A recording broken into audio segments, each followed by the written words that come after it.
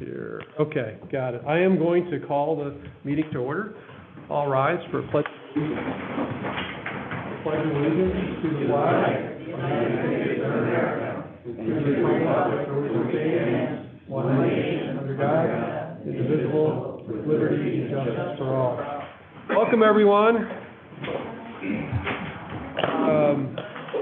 The first item on the agenda is homeowners associations that may be here tonight.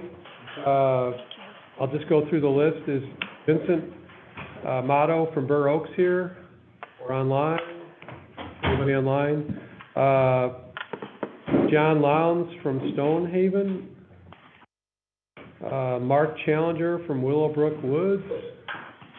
I assume all these guys got invites, right?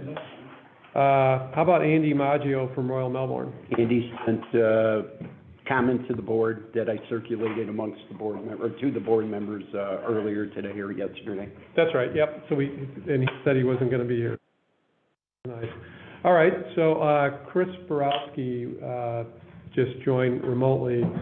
Vic, you want to help me here? Yeah, we need a motion to allow him to attend the meeting remotely. There will be a second and then a vote. So moved. Okay. So Second. So moved by Trustee O'Reilly, seconded by Trustee Tanucci. Roll call, please. Trustee O'Reilly. Aye. Trustee Tanucci. Aye. Trustee Chrismeyer. Aye. Trustee O'Connor. Aye.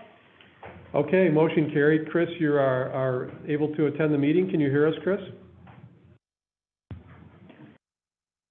Chris? That would be the first time. Chris, can you hear me? All right, well, we'll continue and hopefully, a minute, is he joining back in? Anyways, we made a motion. Hey, Taylor, just to make sure I'm being heard and I can hear you. Taylor, can you just say hi really quick? Hello. Okay, that works. We're good. Thank you. All right, we're going to keep ourselves going here. Public comment.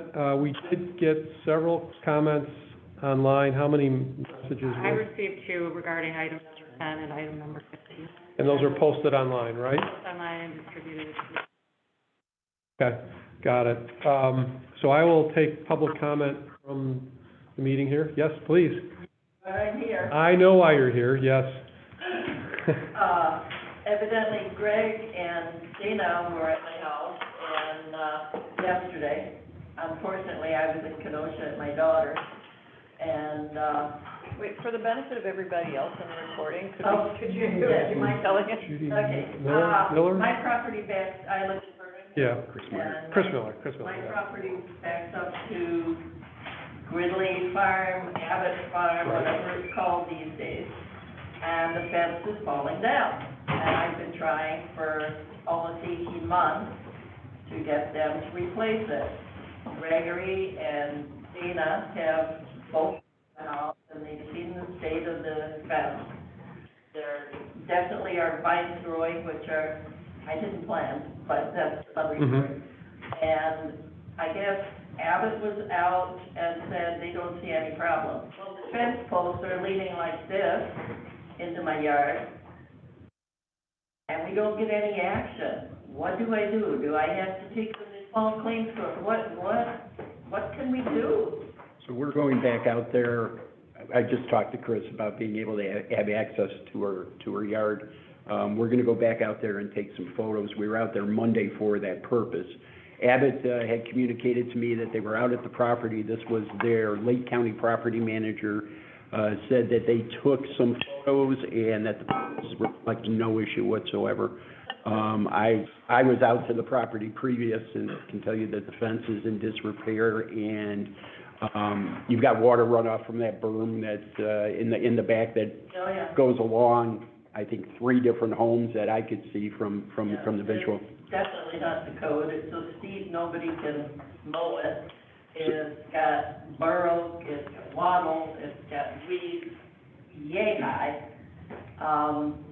So we're going They're back. not being good neighbors, and to the point that this repair, I don't know if you both noticed it, but if you go into the yard on the left side, there's about at least 5 feet where my husband, my late husband, made a repair at our expense, and because the fence is totally rusted through, and we don't want our dogs going out there and get eaten by a coyote or something.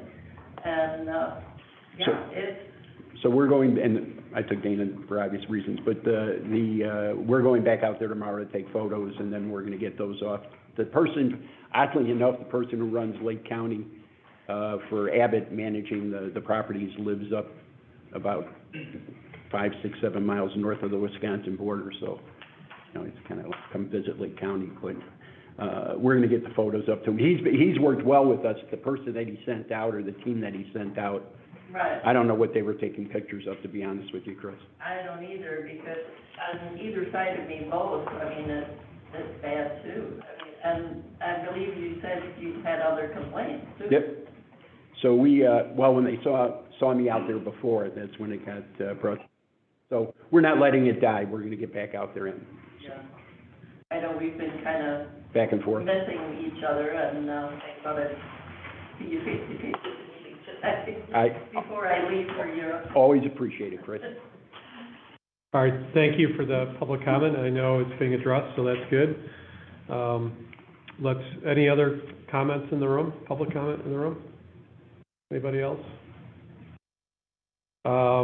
If not, the next item on the agenda is the public safety reports, but I don't see anyone from the sheriff department here or fire department, so we'll keep moving.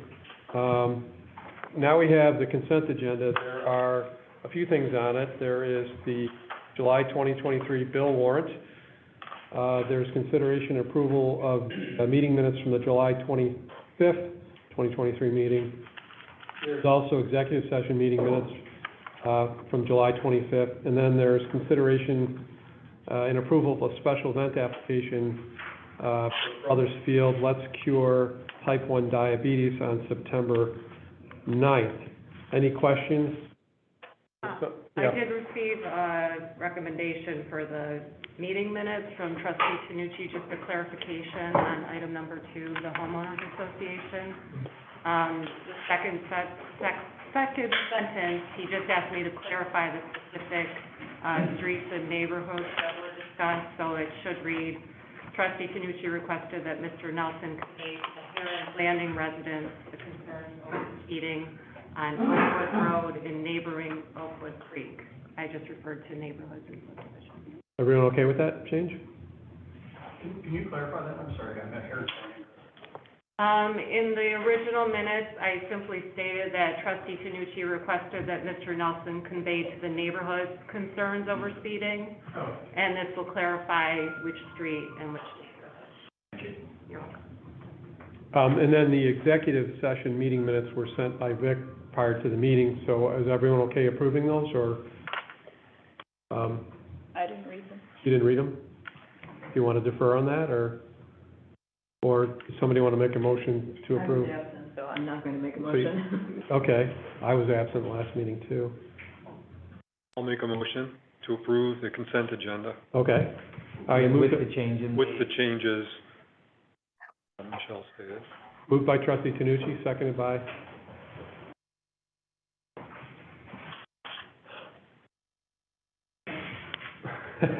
Seconded by trustee Chris Meyer, thank you. Hey, Mayor Jacob, if you let me in the meeting, I'll be happy to second that. We did let you in the meeting. You are here. And I Thank you. tried to test the audio, but we took a roll call vote to let you in, but we couldn't hear you. So we No, waited, so I'm glad you're, I'm having connectivity issues, but I'm in. so did you want to make Sure. are you I'll okay? second it. Yeah, I'll second. that. Seconded, okay. So seconded by trustee Borowski. Roll call, please. Trustee Tanucci. Aye. Trustee Borowski. Aye. Trustee Jamino. Aye. Trustee Chris Meyer. Aye. Trustee O'Connor. I have to abstain. I didn't receive. And trustee O'Reilly. Aye. Okay, motion carried. Thank you very much. All right, we'll keep ourselves moving here. I'm on the wrong sheet now. Yep, we're moving right to the, oh, I've got the, that's why I'm all confused, wrong paperwork. Thank you, sir. Here we are. Village Planners Report, Taylor. Are you prepared to give it? Yes, I am. Good evening, everyone. It's a brief one this week, but a week from today, there is a high commission and zoning board of appeals. You sound very muffled, like you're talking into your hand or a tin can or something. Can you try again? I'll just take off the Wow. How about that? Can you hear? Yes, that's better. Keep going. There we go. Whatever you do. All right, thank you. We have a Plan Commission and Zoning Board of Appeals meeting a week from today on August 15th. There are two items presently on the agenda. One is a continuation from the last meeting, and that is the petition for a special use permit at 5159 and 5161 Aptekissick Road for the Long Grove Fire Protection District fire station that's proposed at that location. At the last meeting, there was a motion to continue that petition, or that public hearing rather, to this meeting. The PCZBA members expressed a desire to allow more opportunity for the public to provide commentary, as well as to allow the petitioner to provide greater detail, in particular how this proposed special use permit would satisfy the standards of the zoning code. Additionally, there is a petition on the agenda that would be new business. It's for 4359 Illinois Route 22. It's for a religious facility. This one, I want to make a special note. It has been noticed in the newspaper, and certified mailings have been sent out to property owners around this property. However, after it was noticed, the petitioner, as well as several members of the public, requested additional time before the public hearing occurs. So at this time, with the advice of the village attorney, we've done a follow-up notice. This case will be continued at this meeting, so it is not expected that the PCZBA will make any action to advance this case at the August 15th meeting, and it will be continued to a subsequent meeting. Once we can confirm that that'll be on an agenda, it will be posted and noticed appropriately on the village resources. So that is the agenda for August 15th. There's an architectural commission scheduled for August 21st. As of today, we don't have any agenda items for that meeting, so there's potential that that will be canceled. Other business, the village staff or the planners continue to work with several different projects. So I just want you to know that for Brothers Field, the Olson Storage or Keep Dot Rentals project, the Geimer property, staff are actively working on all three of those projects with the applicable parties. And so those projects may be advancing in the coming months. And that concludes my report. Thank you. Any questions for Taylor? Chris, any questions? No?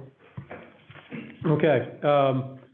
The next item on the agenda is discussion and consideration of a resolution denying an application for side yard setback variation for 3305 Old McHenry Road.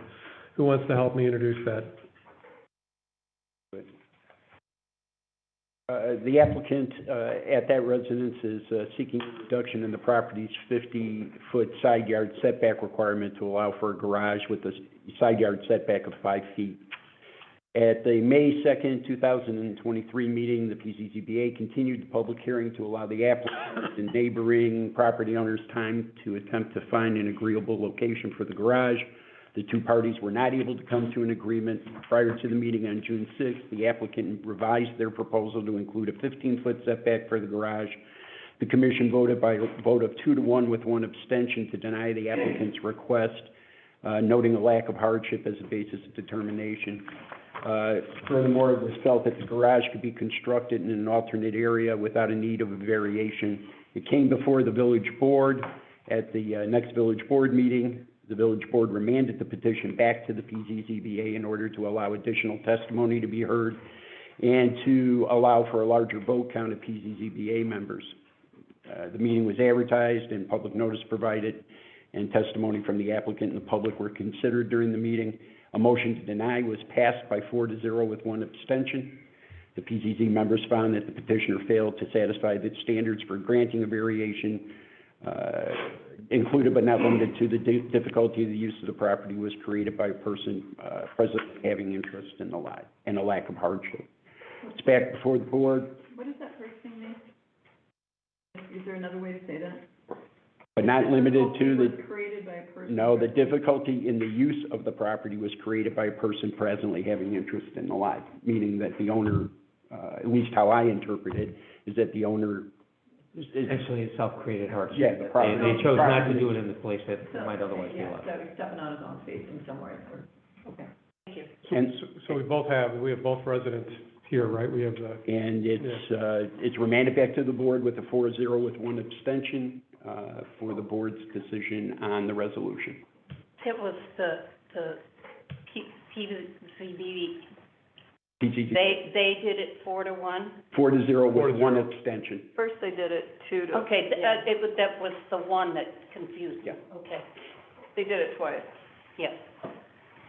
It's back to the board for decision to, approve the denial, or,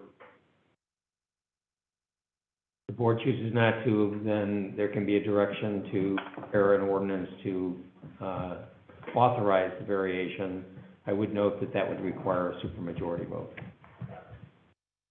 now, we have, both residents here, right? So, in the meeting, so I don't know if you have any questions or, Bunch last time. what'd you say? I asked a bunch last time. Yeah, it's the bunch last time, okay, got it. I'm sorry, Yes, I don't know how this works, so I'm sorry if I'm speaking out of turn, but I wasn't here, and my wife wasn't here last time because we weren't aware of it. We tried to check it out, so, but if you have any questions, we're the neighbor that are objecting to it. If you have any questions, And you're the same neighbor that provided written commentary too? Yeah. I'm also present, Tom Hood, on behalf of the neighbor that I was present at the, board meeting to present the arguments about the, standards that, Mr. Jackson referred to. So, instead of going through the standards again, I think that's really our point, is that the standards are, measure variation are strict. And, I think along Grove, the 50 feet is exactly why people live here. From Gurnee, we don't have 50-foot setbacks, so, going from 50 to 15 is a significant change, for my client especially, and for, I'm sure, the rest of you, so that's why my client is objecting. A commentary, possibly? on this topic, yes, specific to this topic. So I have a vested interest here. I'm a resident of Heron's Landing, and I want to also thank the board for dealing, I know, last board meeting. I'm a former member of the board, but I appreciate your assistance with the vacant house that we have in our neighborhood. So thank you very, very much. I'm just listening to this thing, and I guess I have a question for you. I've got neighbors in Heron's Landing, and I don't necessarily like things that are close to me, et cetera. Question for you is this an open land situation where there's no visibility, or where there's great visibility of where this is, whether it's a 15-foot easement or 5, whatever else you said earlier? I'm just trying to figure out, like, again, if something's line of sight, I can understand that. Is there fencing, foliage, or anything like that is blocking this view? I'm just, again, trying to understand this as a resident of Long Grove. Yeah, I mean, there is foliage there, it's, but it's very complicated to probably go through the whole thing, If I were take to some put time. it in a nutshell, currently the buildings are on one corner of the lot, the catty corner is a whole lot of foliage kind of thing, and he wants to try and put the garage close to the current buildings, which is also close to the edges of the lot. Can the resident see that? I guess, like, in my mind, if can the resident, is this like something the resident can see? It's under, like I said, I see things, I've got a gazebo and a neighbor behind me, set back a little bit, but the bottom line, it's ugly, right? Don't love it. But if somebody blocks it, different story, and that's what I just don't understand what this particular issue is about. Just again, just trying to understand. Yeah, I don't know that, I mean, we can let Kevin speak for a moment too, but we can, this could go down a path here, so I don't know where the board wants to go with this, right? Could I ask Dick a question?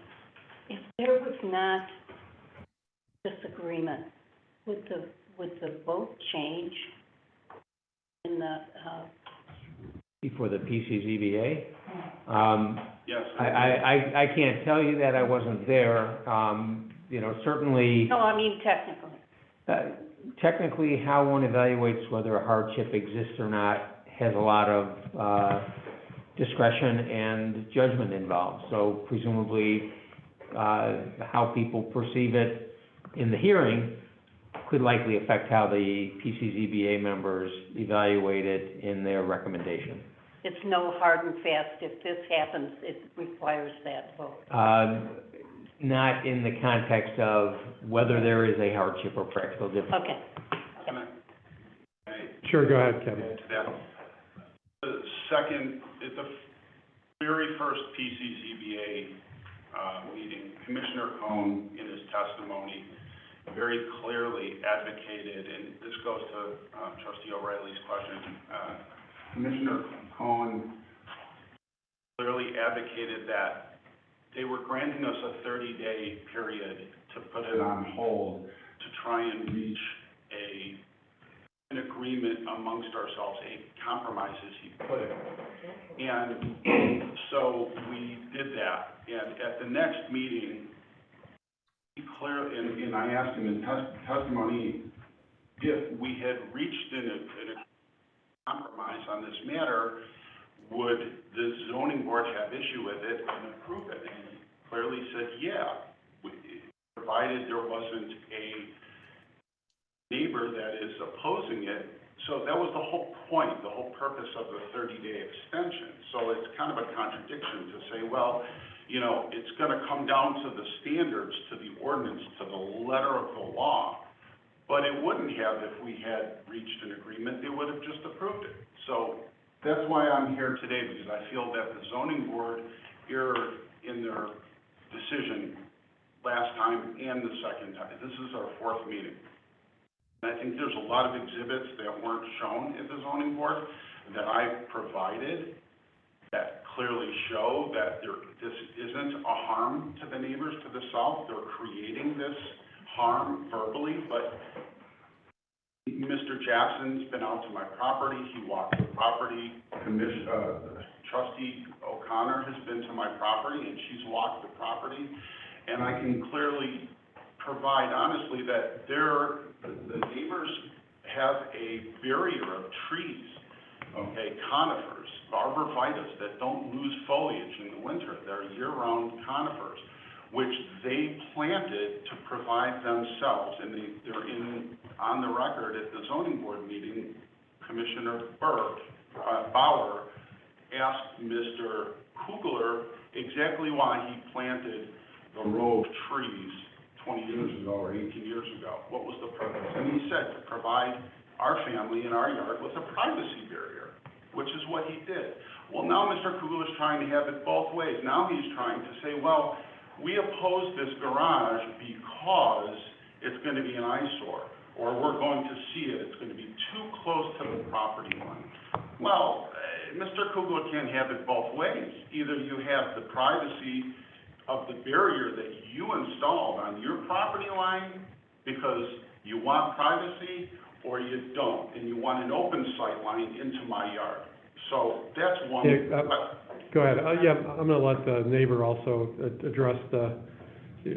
Actually, what he's saying is not true and it's not accurate. He keeps saying the same thing over and over.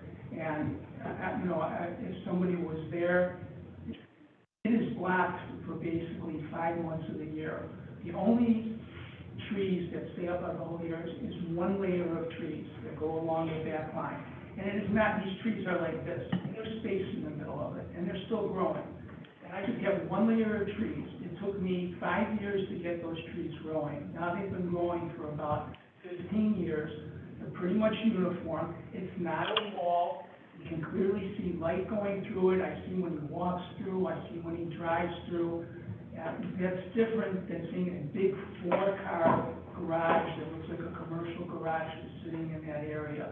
It is very, and that's for 5 months of the year when all the leaves, there are other trees in the yard, but for 7 months of the year, those leaves are not there. And it's just that one line of trees, and it's very visible. And on top of it, I presented with that those trees are very sensitive to water, root rot. And I don't think we're retrying this whole thing again. They heard all this evidence for a very long time, and not accurate what he's saying. Well, thank you both for your feedback. I'd really like to bring it back to the board if there's any other questions. Did you walk it? I did. Yeah. And I have one question. I know that you mentioned at the last meeting that you are restricted with where you can put a building because of easements and a built old pool and things like that. Yes, I submitted a new exhibit that should be in all of your packets. It's actually an overhead view of our property, and I've outlined all the impediments that exist, including the wooded area that is protected by village ordinance, as well as our septic field, our septic tanks, utilities, et cetera, et cetera. So unfortunately, at the end of the day, the reason that we picked this specific area is because it's out of the way and it's not visible to any of the other neighbors or to them, because it's protected by a row of trees that they planted and then a second row of buckthorn that you saw on our property, in addition to what I planned on augmenting with more arborvitae in between, so is to provide a completely invisible barrier to the neighbors to the south. So I think if you look at this new exhibit, it'll give you a much better view of our property, and it shows how our driveway access is all the way to the south, which parallels our property line with the Cougars. If our driveway was to the north, we wouldn't be proposing this. If I had access from Old McHenry or from our driveway, we wouldn't be here. I wouldn't be bothering. But unfortunately, this is something that's been there since 1957 that I have no control over. So this goes to the heart of the hardship, in the fact that here, it says clearly in standards for variation, okay, that the particular physical surroundings, shape, topographical conditions of the specific lot involved would bring a particular hardship upon the owner. Well, yes, because obviously I have no way of building a garage on any other part of the property that I would have access to. So not only is it impractical, it's unreasonable. And I've also done some research in terms of the value of my home. And I have a financial hardship because my home without without an actual garage, we use our 1.5 car garage for storage because we're on a slab. We have no basement, we have no storage. So this puts us at a huge financial hardship because this devalues our house by almost $500,000. It actually technically makes our home, in the words of one realtor, credentialed realtor, functionally obsolete. 9 out of 10 people shopping for homes these days do a search based on two things: the room count of the house and the number of garage spaces. And when you're doing a search for 4 garage spaces, every single time it'll be ruled out because we only have technically a 2-car garage. But it puts us at a great value disadvantage. And I'm really hoping the board will be empathetic with my plight because I've really worked hard to prove that not only do I have a hardship, but a practical difficulty. That's the other terminology in the ordinance that is stated. There's another comment over here. Did you get your question answered? I didn't ask my question. Okay, yes. My question is, if hypothetically, the building was going to have a room addition put on, and there are utilities underground that need to be moved, were you able to check to see, is that possible, and what the approximate cost of that is? No, because first of all, there's 2 setbacks. There's overlapping setbacks, and that's one of the things that coolers just don't understand. We have a 20-foot fire safety setback coming off the house going to the south, and then we have a 50-foot side yard setback going north, which overlaps it, making it physically impossible to move the garage further over towards the rest of the yard. I mean, it's another hardship that I've been trying to. Question get answered? Yes. Okay, just real quick, yep. Yeah, I'm sorry, but, Better off like this. well, I just want to say one thing. He makes his 2-car garage a 1.5-car garage. He says there's no shed. He built a big new shed right by his property last year. But the biggest thing is that he bought this property knowing the situation. He knew that He knew the 50-foot setback, and now he wants to change it so he can make more money. Well, that's gonna affect the value of my house, because I have less open space. Everything at our house faces that side, and we don't wanna be looking at that garage, which is really gonna be open a big part of the year. And we built the house knowing where his house was. Now he wants to change things around. When he bought it, he knew he bought a two-car garage. So I don't think that it's fair to put it on us for him, so he can have more money on his property. All right, thank you both. If I could pull this back to the board again. Where does the board want to go with this? Where is this exhibit? Because we talked last time about where the septic is and so forth, and that did seem like it's been things in, and that's what I'm trying to remember. Does anyone have the exhibit? I'm looking at the PCBA, but he's referring to something new. You want to pass it out? Yeah. It's an exhibit that was not presented to the PCC. Oh. And he's saying right now that this is a brand-new exhibit. Yes, this is. Oh, thank you, Helen. It's a brand-new exhibit. It should not be part of the record at this point. Well, that's not true. I emailed it to Mr. Jackson 3 weeks ago, and he said it was not a problem to include it in the packets. I don't remember that piece, Kevin. While that's circulating, anyone have any other questions?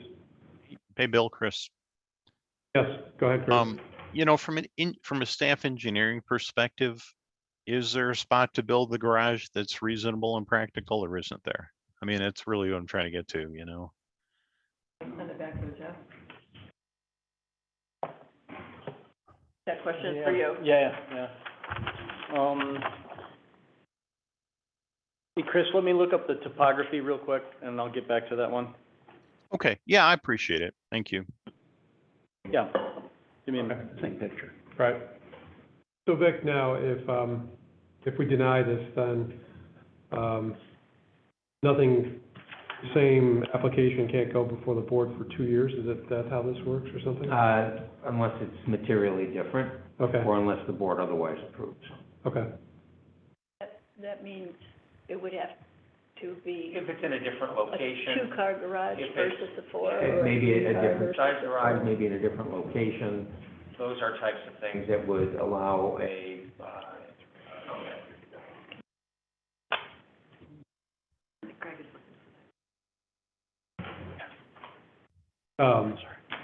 Would I be out of order if I Well, I would prefer to just keep it amongst the board right now, so we don't go sideways and then cause a whole, because it's been debated now, a couple meetings and, through the plan commission twice, so, thank you. Dr. Jamil, do you have anything to?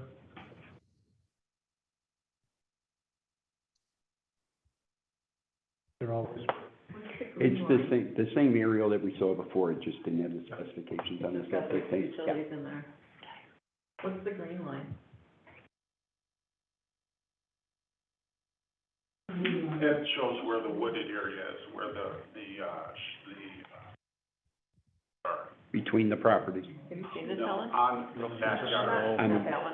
He's got in the utilities. middle of our backyard. I also walked.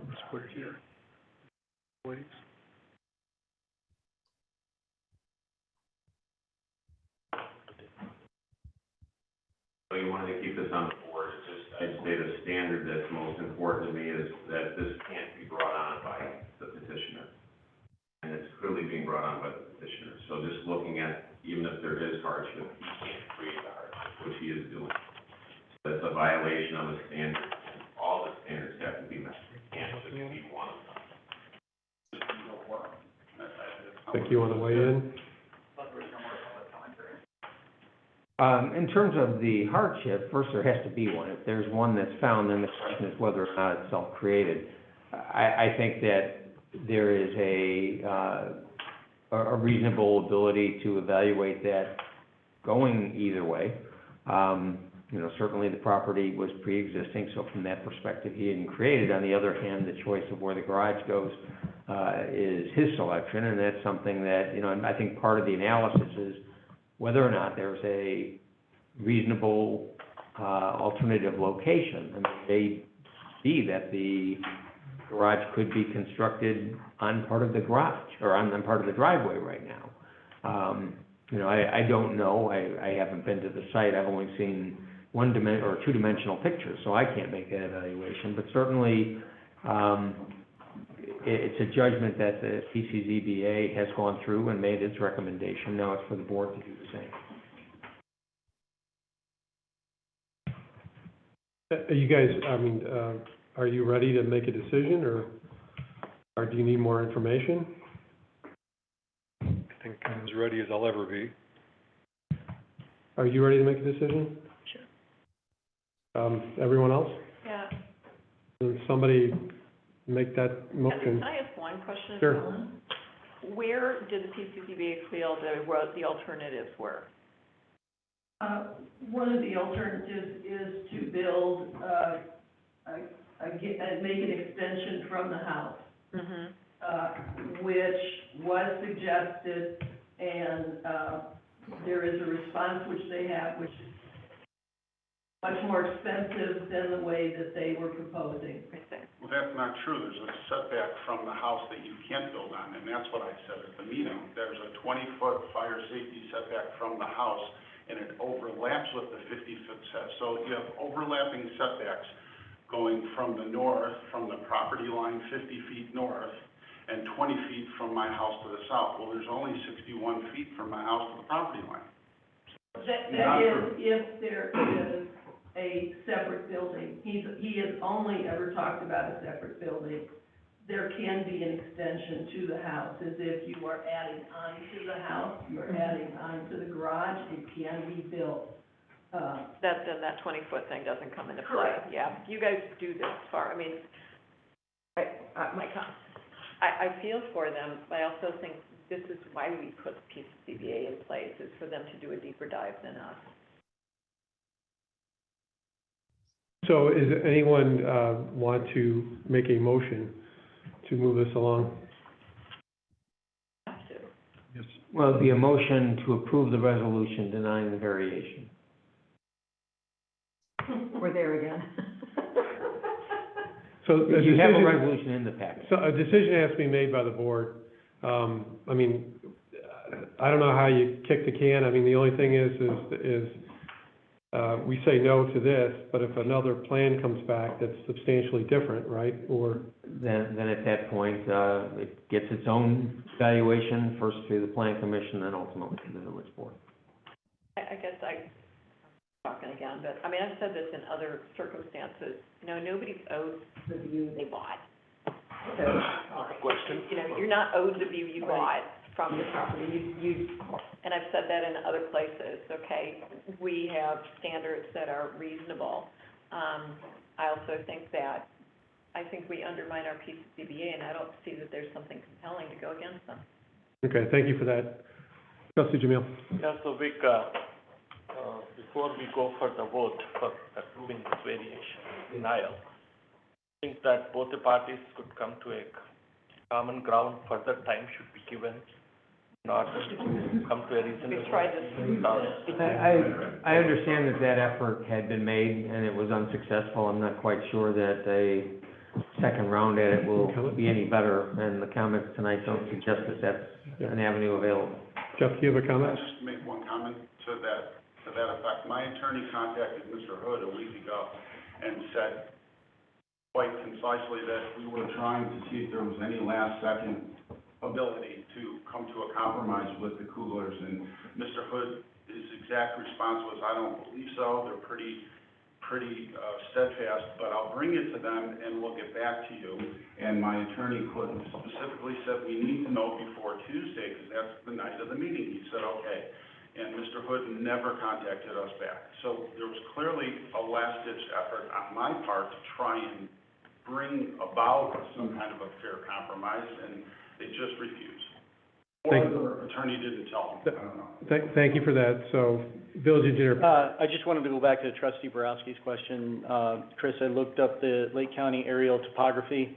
There is, relief and grade change on the site. Looks like it's about 5%. You know, that to me is buildable, but I think, you know, the other, items that, the owner brought forward, you know, where the septic is and things like that, that I haven't I don't have those on the plan and haven't really looked at, because those have associated setbacks, and I'm not sure what easements or other encumbrances might be on the property, but could there be other places based on topography?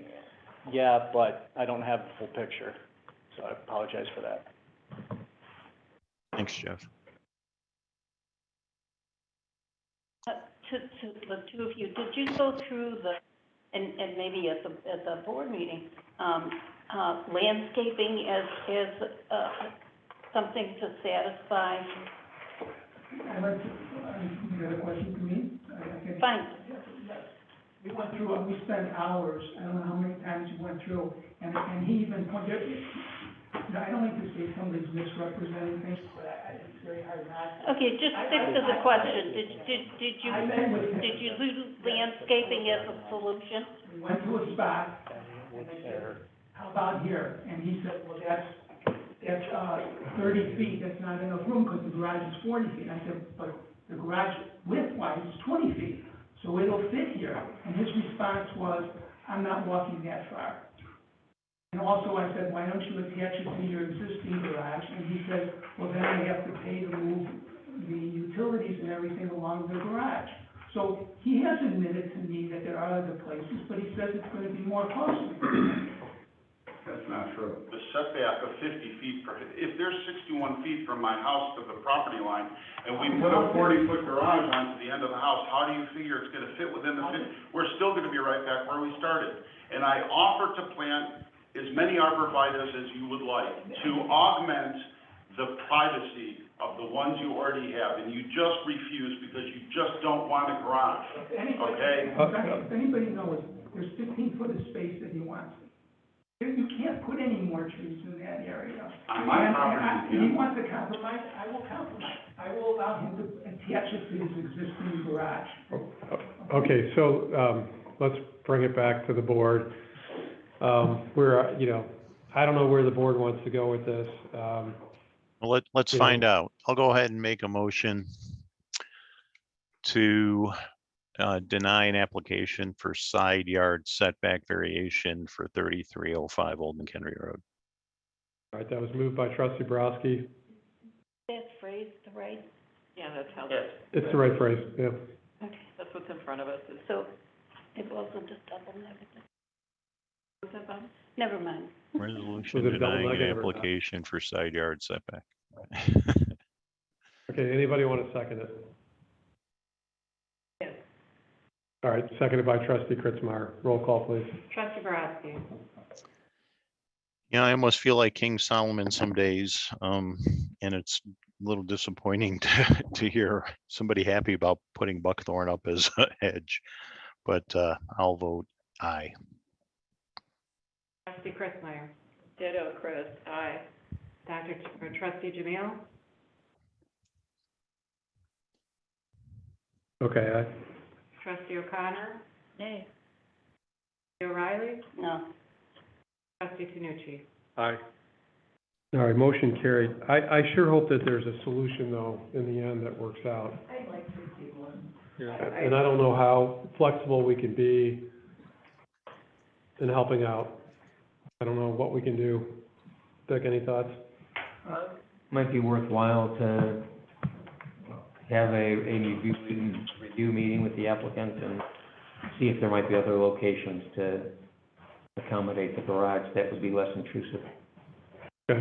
Could Can I Vic, just ask, could can I you ask give one me a question? quick, Does anybody on the board know of one single house in all of Long Grove that has a detached garage 400 feet from its entrance in the middle of the property? I just want to know, is there one in existence? Because that's what you're asking me, that's what they're asking me to do. Okay? I've got Does it 200, exist? Is there I've got something that 200, I've got 200 feet. I've got 200, not 400. That's how far I would have to be away from the home and not have any driveway access. That's not reasonable. That's not fair to me. How long do I have to wait to reapply if I change my proposal? You can do that if it's, Yeah, if it's materially different, you'd have the ability to move forward immediately. Great, okay. Thank you. thank you. Thank you for your time. Thank you. Thank you. We'll be back Vic, soon. could you answer a question for me? He mentioned about a different kind of, a 20-foot safety easement? We have a separation requirement between a principal building and a detached accessory building. That's the separation that he's talking about. I think that what Helen Wilson mentioned was that doesn't apply if it's an attached garage as opposed to a detached garage. Expanding the house. If it was another room 10 feet from the house? If it's attached to the house, it doesn't have the separation. So anything that's not attached, We do within a reasonable require under the building codes a separation between accessory and principal. okay, thank you. So how does it have to be attached? This way? If there's any, looking at this, again, I don't know the property, so I'd hate to be presumptuous to say it's one way or another.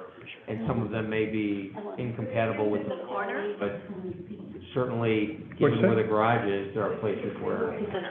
Single corner, yes. Okay. I don't think there's any sin or embarrassment about saying, I want to improve my property, so when I go to sell, it's worth more money. I agree. A, it's useful to me, B, I'm trying to improve it. I don't think there's anything wrong with that statement. Anybody who wants to improve their property, I'm all for it. That was not compelling, yeah, I agree. So what does that mean? Does that mean we're still discussing this matter, or? No, we voted, decision made, so just trying to help come. Revise my proposal, we'll be Yep. back soon. Thank you very much. Thank you both. Yes, thank you. All right, village engineers report. Thank you.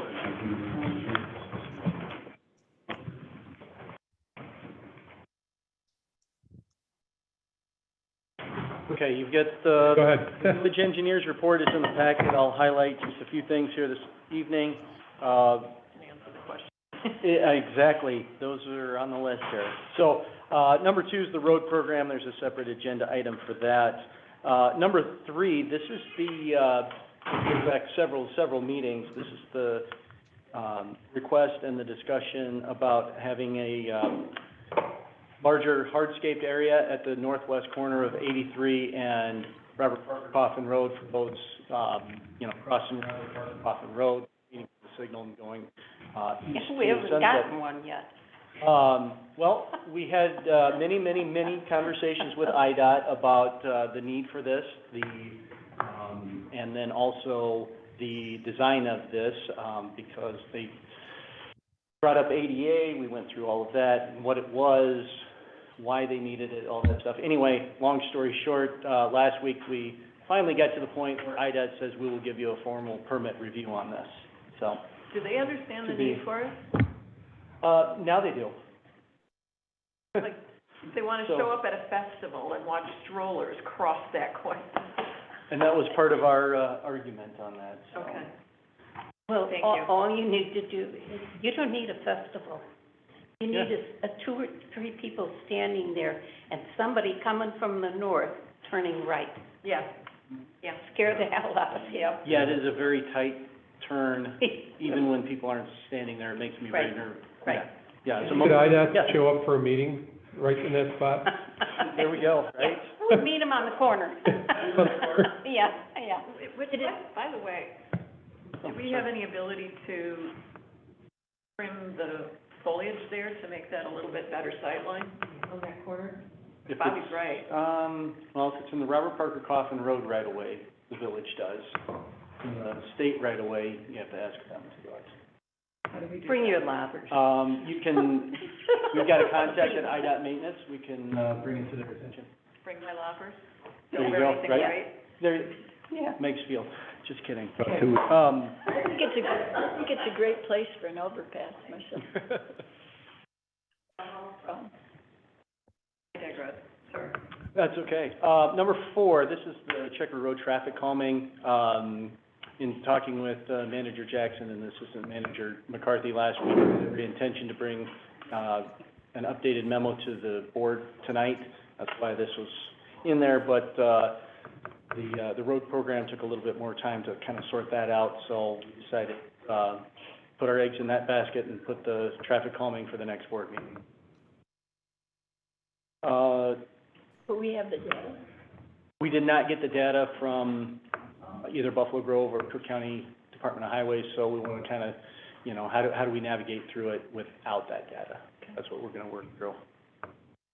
Just kind of going down, number 9, Aptekissick Road, Lake County Grading is working on the widening there, the temporary paving. They're doing some storm sewer work. Traffic is navigating through there under flaggers, so it is a little bit painful to get through there, but patience during construction is always appreciated. And if there's any comments on that project, you know, Lake Dot is the sponsor of that, but so ultimately they'll need to be, they would address the questions, but if you want to funnel them through the village and then through me, happy to do so. The only comment, we talked once upon a time, so the fire department passed their referendum, they want to buy that property on Aptekissick, put something new there, we want to sell them water. How does all of that get sequenced appropriately? First of all, we have to make sure that they get through the PCCBA process.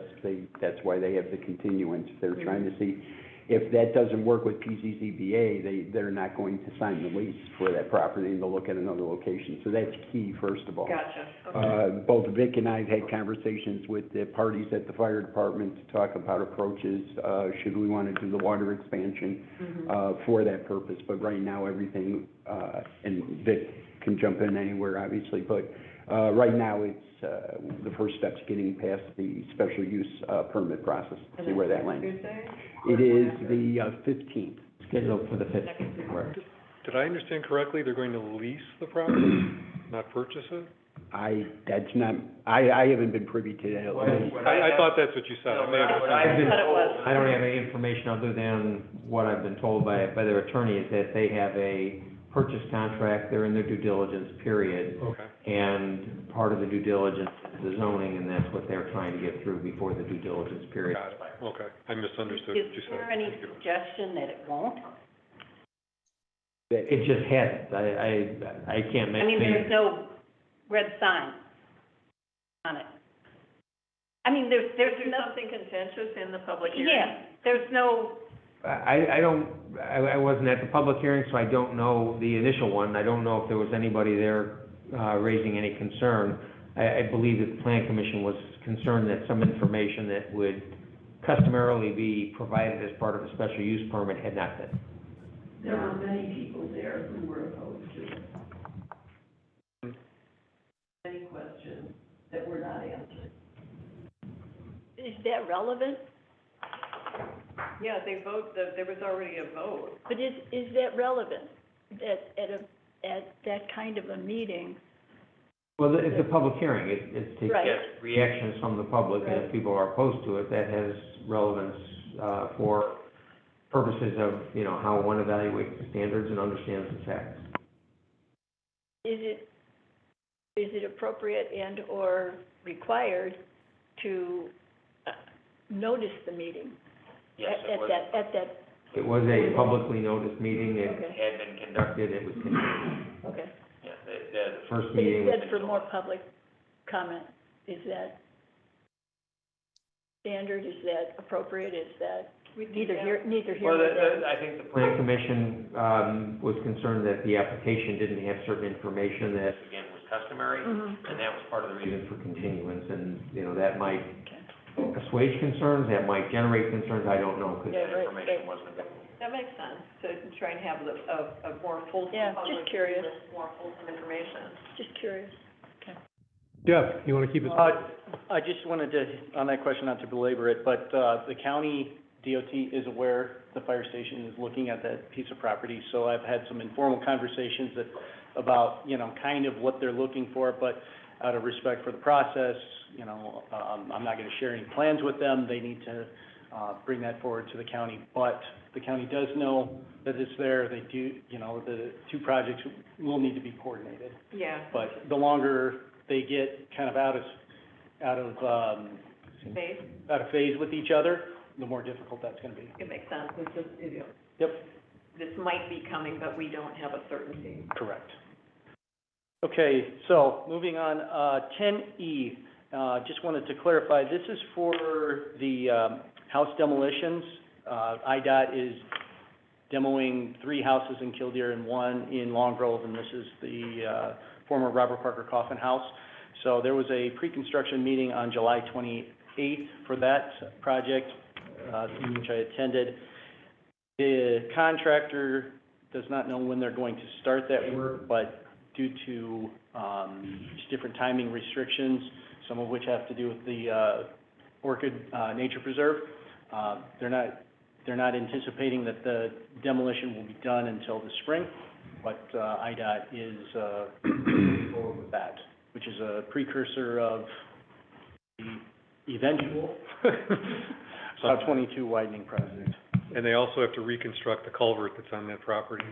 Correct. And demolish it, because you can't get any equipment in there right now. Yeah, that is a big part of the project, and ironically, Mark Challenger was invited to the meeting tonight. IDOT needs to coordinate with that HOA because Willowbrook Road is a private road.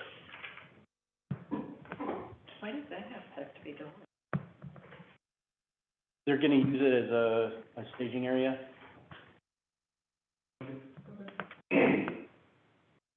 House is in disrepair, if that's your question. Sell it to IDOT? What'd you say? They sell it to IDOT? They did, yeah. So it's sold to IDOT, and then after the project, it gets donated to Citizens for Conservation. Yeah. And one of the terms of the donation is that the house will be demolished. And it's in really bad shape. It was, I'm just Terrible. looking at the location, trying to Yeah. figure out. Seen where it? it's I have, I was out there, yes. Yeah, it's sad, actually. Yeah. It was bad 20 years ago. Sorry, I wasn't aware of that. Thank you for the education. I'm just looking at the location saying, what does this have to do with widening it way off the road? Well, there's gonna be stormwater there and, yeah, the whole thing, right, drainage basin and stuff, so, yeah. And then there's those orchids that are gonna be Yep. preserved forever, Yep. so, those black Exactly. orchids, whatever they are, so. Something fringe. Eastern, oh, I used to know the name of this, yes, Eastern, I did too, sorry. whatever, yeah. Yeah, go ahead. Very fringed orchid, that's it. Yeah. Towner subdivision drainage, number 13, there's another agenda item for that. IDOT issued their 2024 through 2029 multi-year program last week. We're gonna take a look at that and kind of summarize what those projects are for the village here in the next few days. Other than that, a lot of permit reviews and updates, and trying to cull that list and keep everybody getting permits, and then more importantly, closing them out, but sometimes a challenge. With that, if there's any questions, to those. May I ask a question? Yes. Thank you. Again, resident of Heron Landing, board member, but, is the village board involved whatsoever? I know there's no direct land abutment, but to the widening of Buffalo Grove Road, is there any involvement or engagement from the village board in that situation? No traffic concerns or anything like that? Not really. I saw all the signs.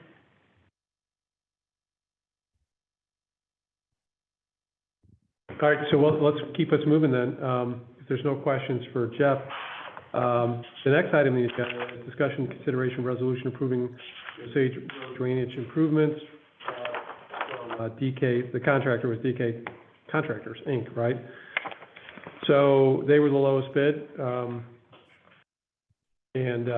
So I don't know, does the board have questions, or somebody want to make a motion to approve? So moved. Second. Okay, so I think I heard them both from this side. I'm not sure, but moved by trustee O'Connor, seconded by trustee. Trustee O'Connor. Aye. Trustee Tanucci. Aye. Trustee Borowski. Aye. Trustee Jamil. Aye. Trustee Chris Meyer. Aye. Trustee O'Reilly. Aye. All right, motion carried. Now, this one might require some explanation, so if you could help us with the next item on the agenda.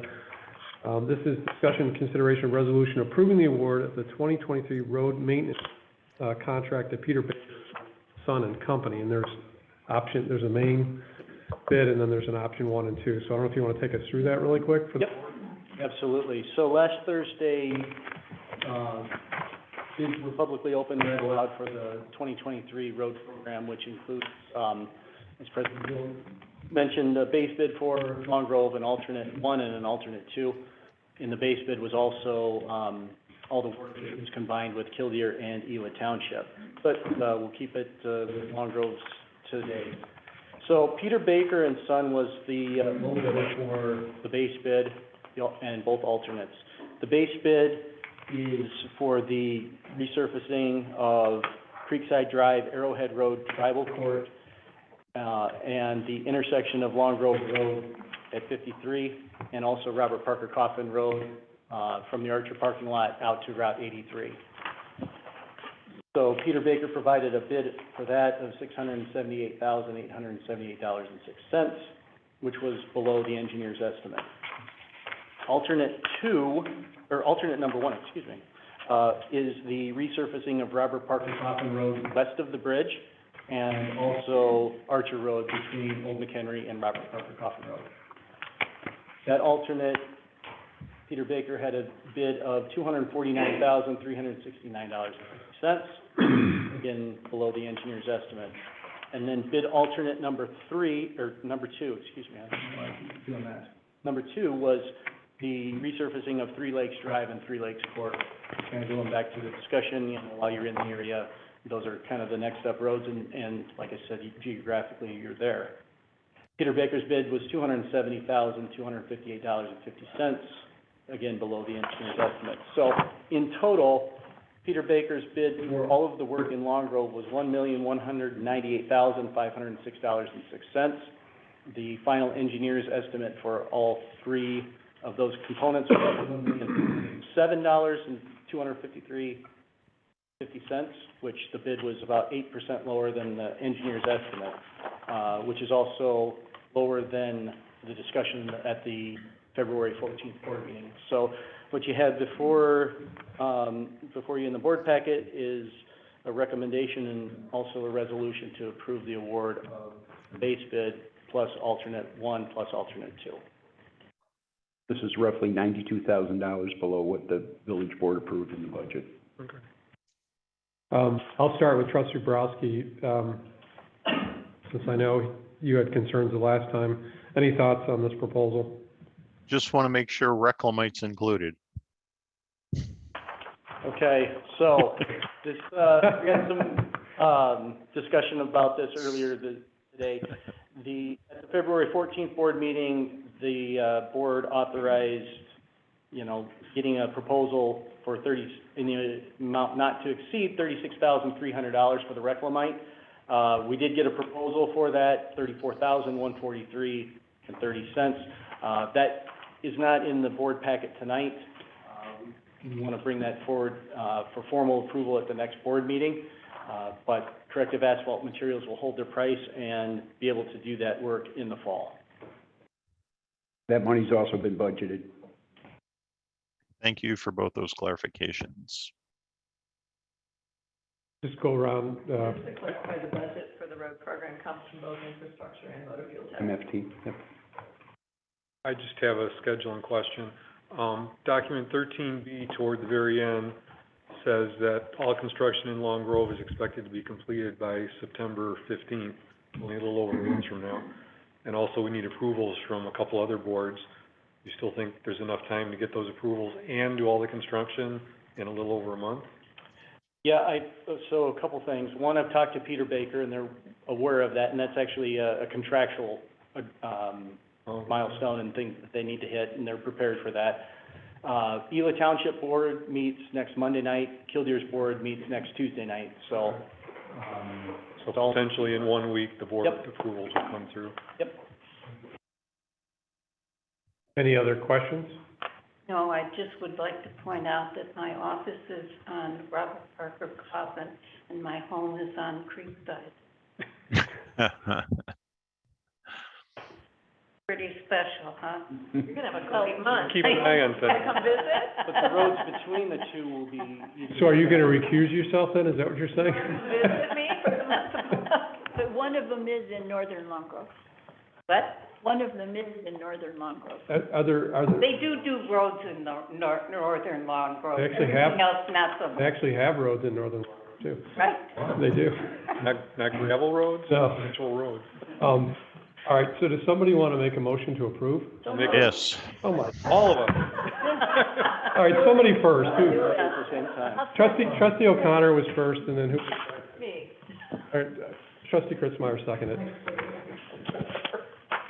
Roll call, please. Trustee O'Connor. Aye. Trustee Kritzmeyer. Trustee Borowski. Aye. Trustee Jamil. Aye. Trustee O'Reilly. Aye. Trustee Finucci. Aye. Motion carried. Thank you very much. Now we have a presentation from Wisdom Bridge Marketing, presented by Jack Mahal. Mahal, how do you say your name? McCall, thank you. Thank you for letting me be here tonight. I was told that I need to keep it to the Cliff Notes version, because it's a long night for you, but I am Jack McCall. I started Wisdom Bridge in 2004. After 20-odd years in the corporate world as a marketing person and also as an academic at Roosevelt University in Chicago. My partner, Mark Desjardins, is a graphic designer. If you've seen any of the Michael Jordan, flying Michael Jordan work from that era, he is the man behind that when he was with Wilson Sporting Goods. So my company has had, is in your packet, there's a presentation that you'll see, extensive government marketing and communications experience. We are currently the agency of record for the city of North Chicago.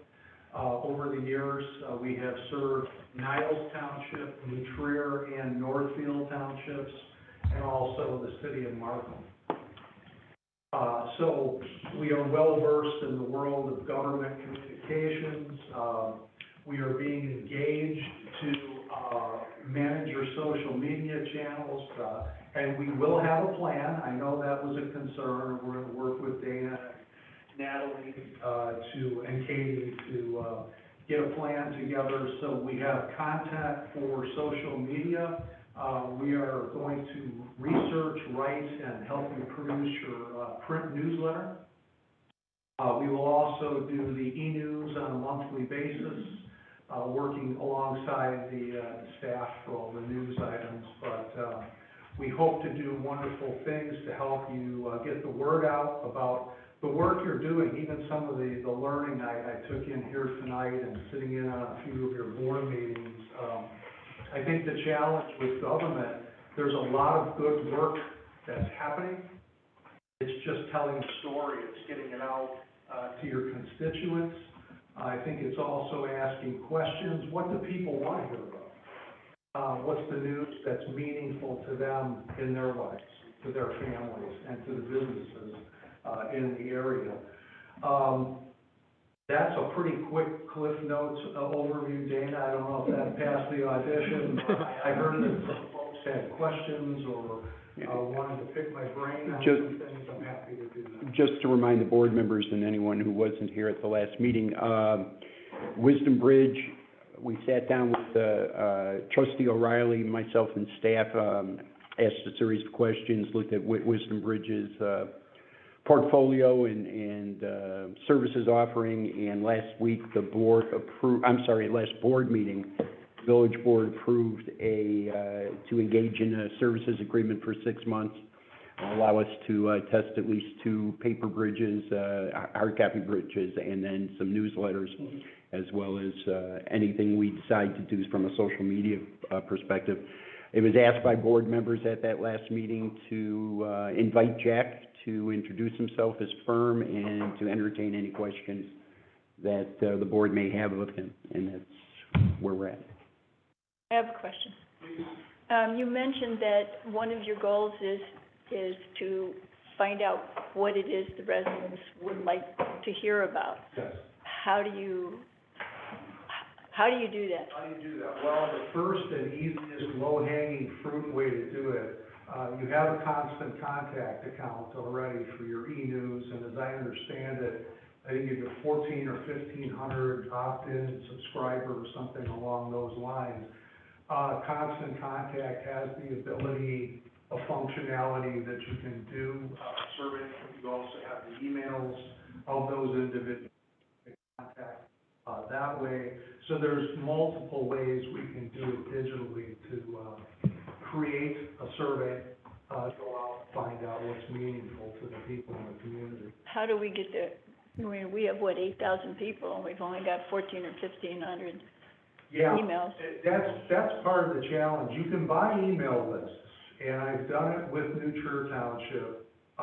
It's challenging in that a lot of people don't look kindly on unsolicited emails. Some will participate, some will send you nasty notes, it's all over the place. But what we learned with them is the percentage is minuscule of people that will, on a purchase list basis of emails, will respond. But you've got a good cross-section with 8,000 people in town, 1,500 or thereabout, opt-in subscribers. At least we could get a good benchmark. The other way is old-fashioned, but it's also a mailing. I mean, it's putting an actual paper questionnaire out to everybody who gets your newsletter is another option. It's costlier, it's more old-fashioned and cumbersome, but it is indeed another way to hit the entire universe in town.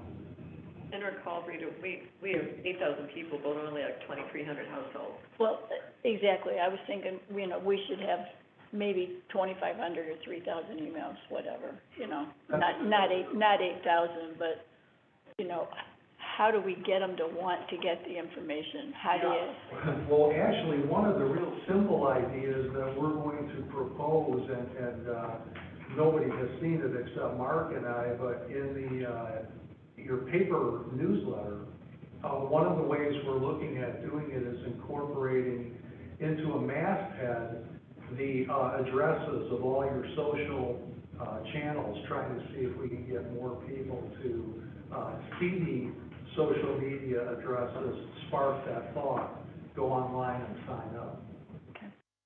I think the other thing too, to your point, one of the ways we've had very simple success is we can't do this alone. The trustees and the staff, we all have social networks. When we do social posts, it's important that everybody's participating, liking, sharing, commenting. LinkedIn is another great example. I think there's a lot of opportunity for the village to expand that presence.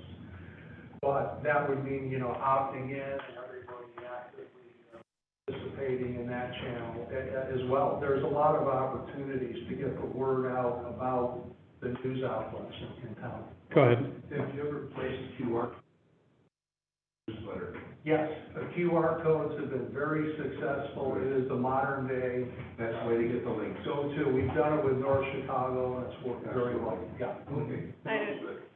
I was glad to see Instagram, because I think our village is quite visual, and I'm glad to see that, but where did Nextdoor go? You know, Nextdoor is something we discussed in one of the initial meetings. I don't think you've used the channel actively in recent times, but that's something we had. To me, it's the Nextdoor gossip. I think, you know, it's a two-edged sword, but I think a lot of people keep their eyes on it. It is a two-edged sword, and I'll be kind in my comments. It's not one of my favorite channels, but it's viable and it has a utility, and we can certainly address it. There's a government channel we can sign up for. The problem is I'm in a different group than the rest of the village. Yeah, well, maybe we could get that straightened out. Well, Nextdoor is, it's their program, it's how they do it. It's not my favorite either, but I also think that They if there's a establish. conversation about Long Grove and we're not part of it, people will make up the worst if we're not part of it. So we have an opportunity to at least build. Well, we can change the conversation, and we can control the narrative in certain instances where it needs to be controlled, and facts need to be shared, and if you're not doing it, or if you're not attentive to it, I think that might be part of the, you know, where we can bolster, we can help you improve things, but I think we're going to make some really, really good things happen, and I hope that we will win your confidence and your trust by showing you results, and hopefully you'll want to keep us around after 6 months. Sorry, go ahead. To that point, what will you provide us to be able to track that? Sure. With the social media, we will be able to provide usage reports. We will be able to do that.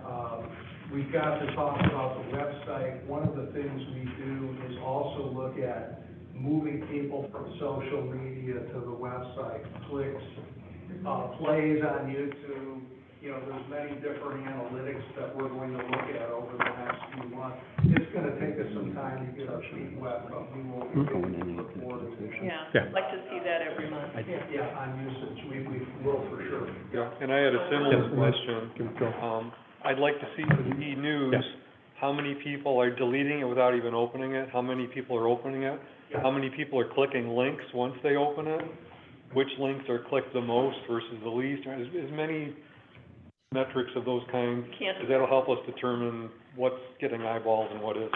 Yeah, your point on open rates is right on, and Constant Contact is a very thorough tool. You have the ability to look at clicks and opens, and you can actually find out who's opening and how many times they're looking at the same link. I mean, the possibilities are limitless in that regard. So that'll go through Constant Contact then? Yeah, and then with YouTube, they offer analytics on plays of the videos that we offer. We've got some ideas we want to share on possibly expanding the use of video, because those really draw. With all the municipal clients we've had, the videos and the podcasts we've done get the highest usage and open rates of any work we've done.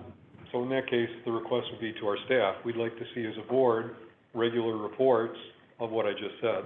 You know, click-through rates, how many people dump without even Ideally looking at with it. graphs. Pardon me? Ideally with graphs. That would be good, yeah. There's a comment here. Rita, one of the things that I started last fall, and it never got out of this building, and that was reaching all of our organizations. We are a small town. We're not a big town. We're a small town, and we're made up of little cliques, little groups. And so I had reached out to all of the organizations to get their membership involved in our business and in our information, and exchange kind of thing in our newsletter and that kind of thing. And I hope to resurrect that and get that going again. What kind of response did you get? Oh, excellent, excellent. I hope you'll be able to help us open some doors. This is my area. I'm not a bystander. Okay, fair enough. Well, whoever you can turn our way for communication and sharing information, it would be a wonderful opportunity. Well, they are the reason we do what we do. And it's very important that they be part of this, because that's one of the ways you hear. Yes. What, you don't have to go to next. You don't, that's for sure. Oh, We warmer? survive without it. Yeah, can you make it warmer for? Yes. Yes, sir. Okay. So, I understand that once you open the social media outlet, you know, there is a lot of going to be a feedback from the residents in terms of, transparency. I'm okay with that, but the thing is, do you have any legal backup of what, the response from the village goes and how soon it should be? Because I'm not sure if you are aware of the long trending social media outburst of the citizens with regards to particularly the Long Grove, the Robert Coffin Bridge, being hit. Yes. So when you get that kind of comments on the social media, how would you handle it? Well, my cell phone is always on. I will be one of the administrators. We'll be working with Dana and Katie and others, but we've actually encountered, and I've had to intercept anti-Semitic messages with New Trier Township. I've had to go in and eliminate messages using my phone on the weekend. I'm attentive. I get things on my phone. My partner, he gets notices. The village staff will be watching. But in fact, I shared social media policy that we did for Northfield Township as an example, and I know Dana and the team are working on that, but to your point, you have to be attentive. It's a 24/7 world. There are people, sadly, who will say really, really horrible things on social media, and you have to be able to edit it. But in regard to responding, it has to be thoughtful. It has to be well-crafted and thought out. So we are all gonna have to work together. That's why we're in the text world, cell phone world. I've had many phone calls with, township supervisors on, Sunday afternoons. It's part of the job, especially in a crisis situation, and heaven forbid, anything like Highland Park would ever happen, but that's also part of the job. It's being in touch, talking to reporters and saying, and giving them information that's on the same channel that's on point. You can't just scattergun it and, throw things out there to the media. You have to be laser, on point. It's a complex world, sir. There was a question back here, too. Yeah, there's a statement to the board, by the way, thank you for allowing me to attend this evening. But just, again, please don't take any exception or offense to this, but in your consideration, the council I would give the village is to ensure that there are some quantitative, specific outcomes to be achieved through the social media campaign, because a lot of it is about improvements. On the other hand, having quantitative objectives, in my mind, is what makes a difference between a 6-month successful project or a 12-year project experience. No, Thank you. No offense taken, your point is right on. Any other questions? Go ahead, So once you open this social media platform, The response rate of the comments or the question, how this contract, do we have anything in set place where the village, when we contract with the outside sourcing company for social media communications, the village is protected from, now we take it at our own pace, the response from, the outburst on social media. So in order to not curb the freedom of expression of any resident, when they write something, we don't get back to them quickly. Is the village responsible to get that answer to him, or he is liable to answer? I'm not understanding the contract very clearly. We don't have any obligation, as a matter of law, to respond to anybody. Whether somebody comes into the door, whether somebody comes to our meeting, we have public comment, but that's not public comment and response. So we don't have that obligation. That's really just the interactiveness of government that leads to that response. So from a legal perspective, none. From a practical perspective, it's a judgment call for the village. There are some things that the village will respond to because they have relevance to a broad number of residents, or they may satisfy an objective of the village. But if somebody came in and said, we ought to build a public pool back here, that could be a thank you very much, then you move on, and nothing more might happen from that comment. So again, we don't have an obligation to respond to anything. If we are going to establish a village-maintained platform for interactive comments, we always encourage our clients that have done that to establish rules that are very clear at the outset as to what the content parameters are, and the village's rights to edit that content. There are both legal and practical applications and implications of that, but I think on the legal side, so long as we set the rules, we can, and it's our platform, we can certainly control that. There is always a risk that the more you control, the more criticism you'll get. And we've had a number of clients that have gone into that realm and quickly backed out of that realm for very much the same reasons. I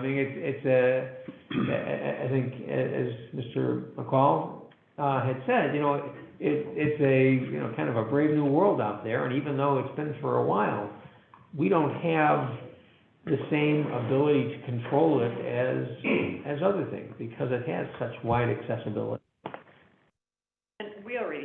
these channels. It's a matter of who's taking them over, getting them off the staff, and putting it to people who do this more full-time.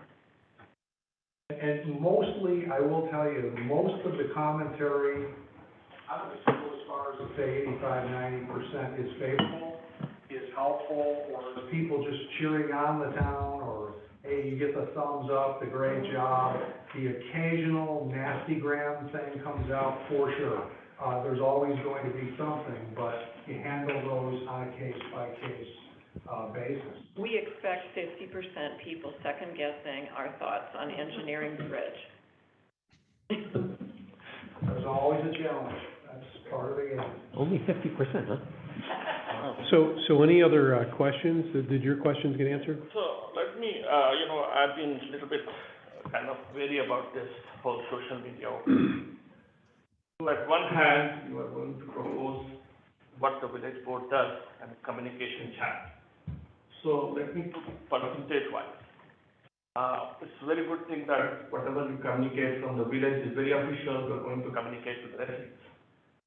The back street of it is the residents.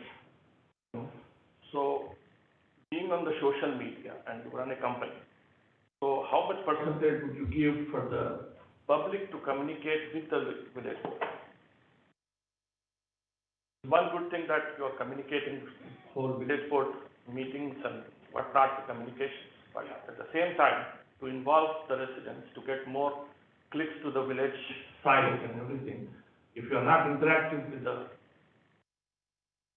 people, they are not going to respond to your village board. I will answer your question in a different manner. One of the ideas that was on the table at Northfield Township was to actually set up a portal on the website that was specifically designed to interact directly with board members and the village, and the township supervisor. Now, that's something that Greg and Dana and others would have to look into as far as the structure of your website. That's beyond our realm. But what I liked about the idea, let's say a resident wants to make an appointment with you, they can go in on the portal and talk to you one-on-one via the portal, not your personal information. It's a protected channel. And if they want to speak with you or interact with you as a trustee, it's a more dignified way to do it than grousing with you in a public forum. I think what you'll see from us is promotion of events, or possibly news from the engineer's office about projects, construction, things of that nature, where we're providing helpful updates and news and information. Controversial things we have to talk about, before we release anything about the bridge or somebody hitting the bridge or whatever. But I think down the road, that would be a recommendation I would put forth, is that modern technology gives you that ability for those kind of portals, with direct communication one-on-one between constituent or business owner, trustee, manager, assistant manager, etc. That's just my point of view. Our emails are posted on our website, so if anybody wants to contact anybody, it's all there. Yeah. They do. They do, And they do, yeah, so. And sometimes people want to make an appointment, or they want to kind of chat. This was sort of, the way it's designed, it's like an interactive chat function, but you get a private one-on-one channel. Like a little chat box. Like a chat box, only, but it's driven via the website. Yeah. Hopefully that answered, and I don't know. I got it, but the thing is, what I have seen with my personal experience is, the post, what you are going to make, becomes viral only if the people who are visiting that website are interacting more, giving you more replies and more comments. Correct. That's the trend which makes the social media post, any post on any Facebook or anything, goes viral. So if, considering this a local small government, where there are some hindrances in communication back to the residents in a smooth manner and swift manner, so this social media site, what you are building up, whether it is Facebook or a website or Instagram, may not become that people's, liking it in many thousands of numbers, 8,000 people.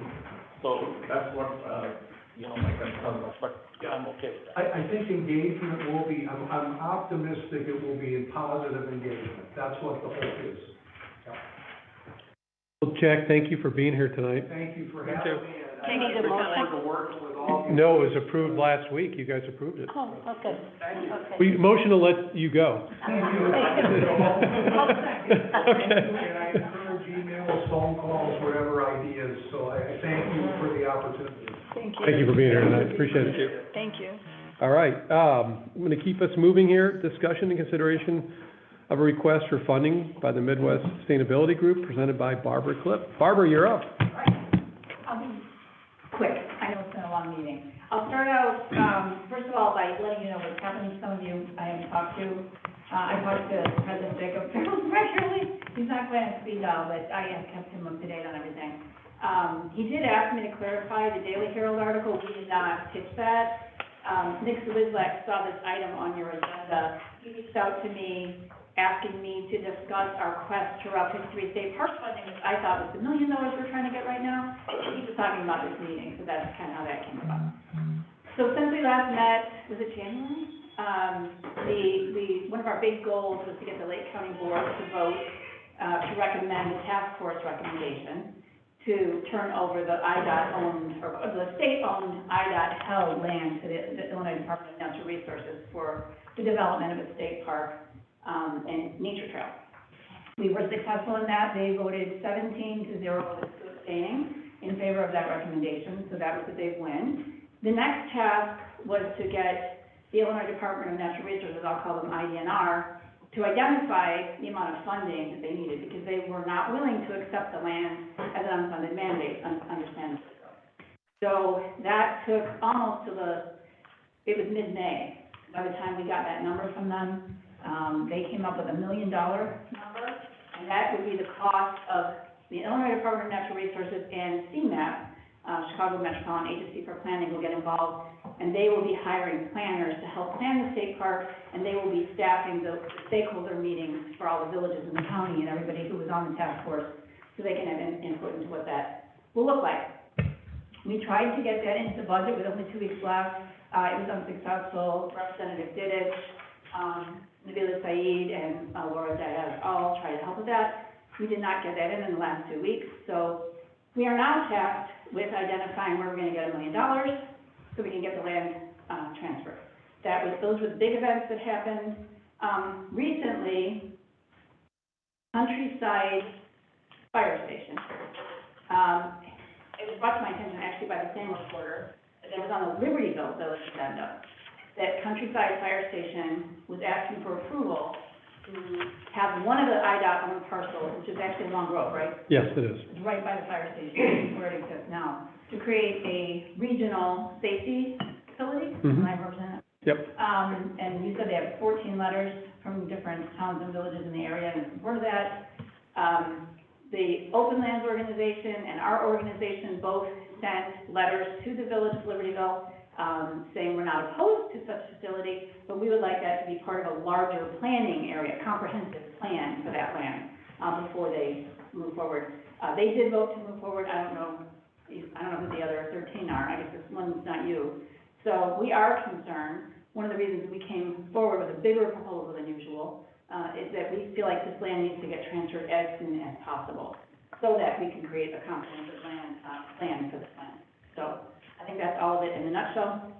We were recently at the Lake County Fair, collecting petitions to urge the governor and General Assembly to make this transfer. It was overwhelmingly supported, the easiest ask I've ever had at the table. My colleague, Mike Trupa, who I'm also asking for funding, he's been doing this since the 1990s when he worked in the Environmental Law and Policy Center. He joked that at that time they had their petitions out and the person at the table left, and he arrived and someone had filed their petition and said, "Build it," with big exclamation points. You know, that was the 1990s.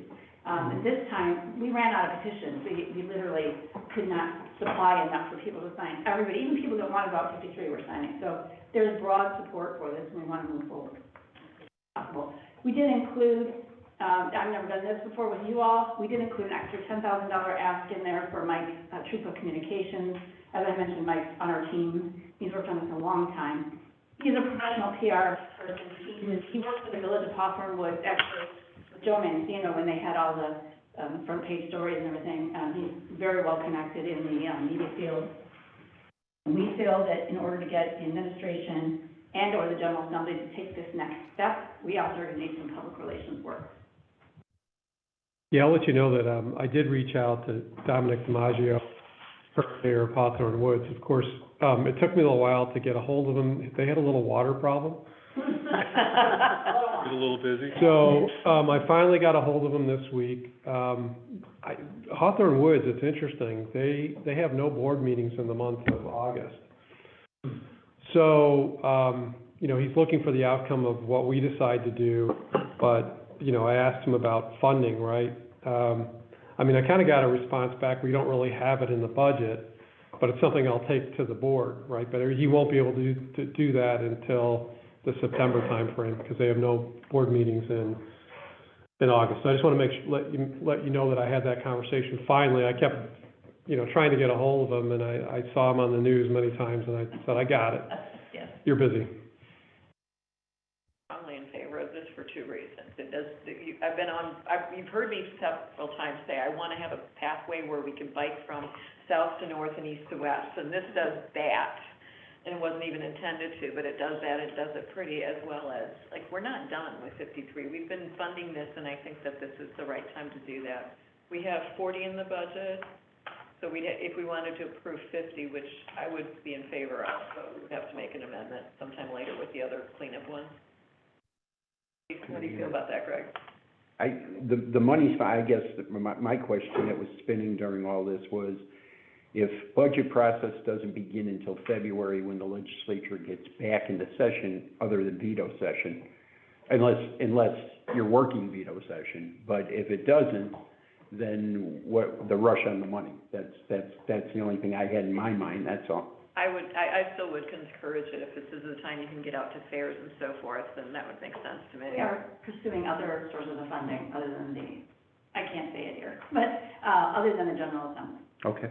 I was just curious as to why I was looking at the legislative timing, that's all. I can call you. I've been calling people one at a time, like, some of this is internal strategy, but. And I'm going to talk later about amendments that we need to do before I leave, and so that just comes right in there.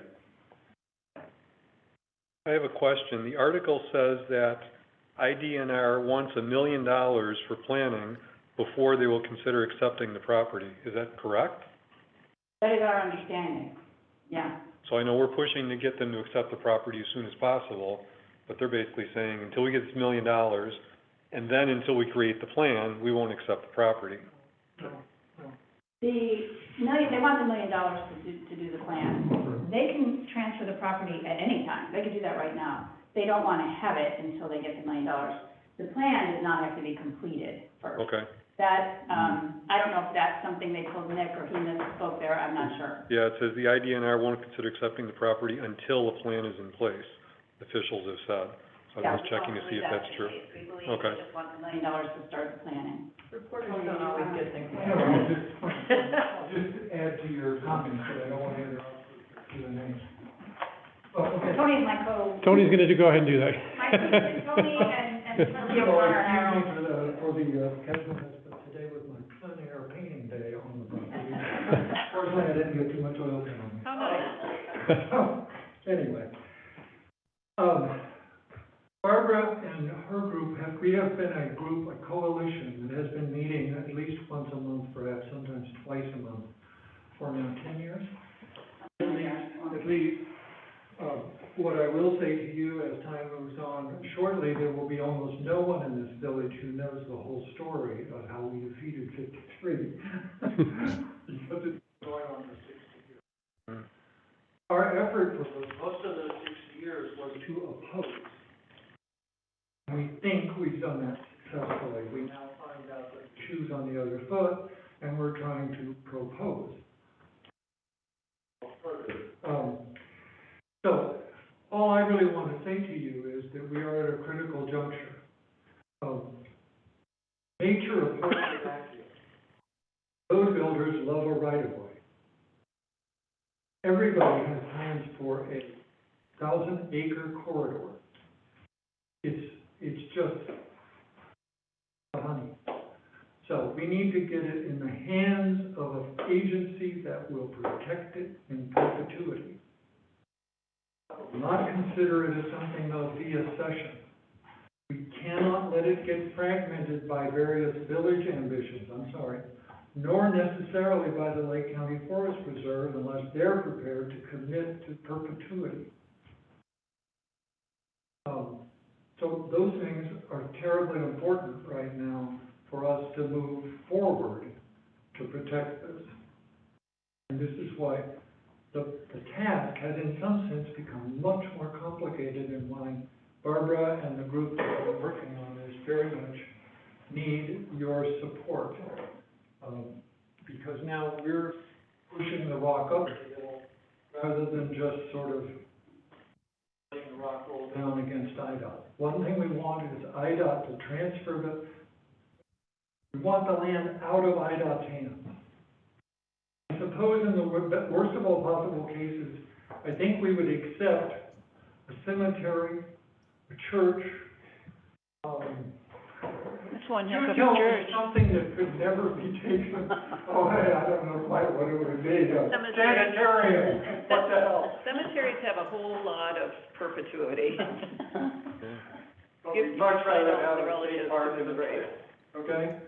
So, thank you. Thank you very much, and thank you for your support and support of this village, through this whole history. I have in my files a picture of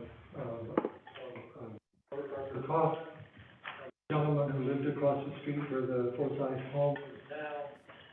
I think one other person, the father of the village, meeting with Senator Dirksen at O'Hare in 1963 to stop this. So thank you. Thanks, Tony. Thank you. Thank you,